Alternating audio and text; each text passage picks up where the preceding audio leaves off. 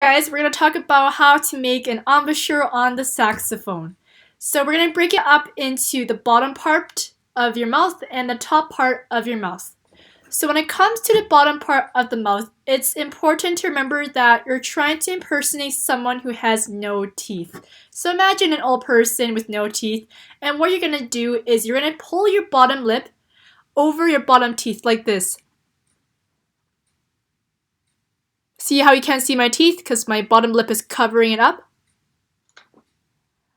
And another way to think about it is imagine saying the letter V. The. And when you see me saying the letter V, you can see that my bottom lip is actually going over my bottom teeth.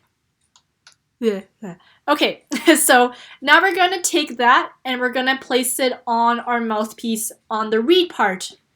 The reed part of our mouthpiece. So bottom lip over bottom teeth. Like that.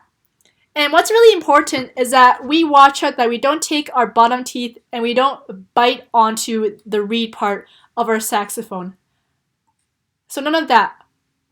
Our teeth should not be touching the reed. Our bottom lip is covering up our bottom teeth. And if you do all of that correctly, then that'll help us create this nice flat chin that we need when we're playing with a proper embouchure. So a nice high chin. Okay, so that's our bottom part of our mouth.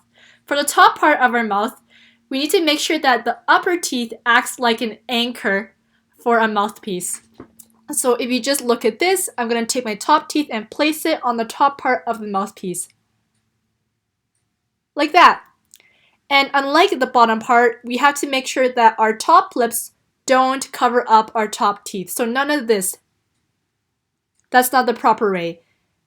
Instead, we want to make sure that our teeth is on the mouthpiece. And that, don't forget to do the proper way that we were doing with our bottom part. Okay, and finally, the next part is the corners of the mouth. So while we have our bottom and our top set in, we have to make sure that the corners of our mouth are angling towards the center with that flat chin in place. So I'm going to put my embouchure positioning for the bottom and top. And we're going to angle the corners of our mouth towards the center. Like that. And like this. Okay, and the final step is, well, how much mouthpiece should my mouth be taking in? Well, let me just take this off and show you.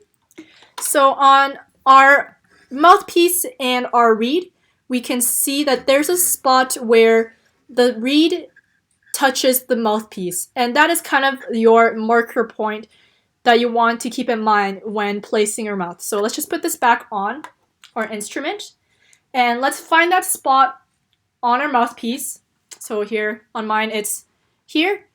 We mark it with my thumb. Put my embouchure that we just talked about.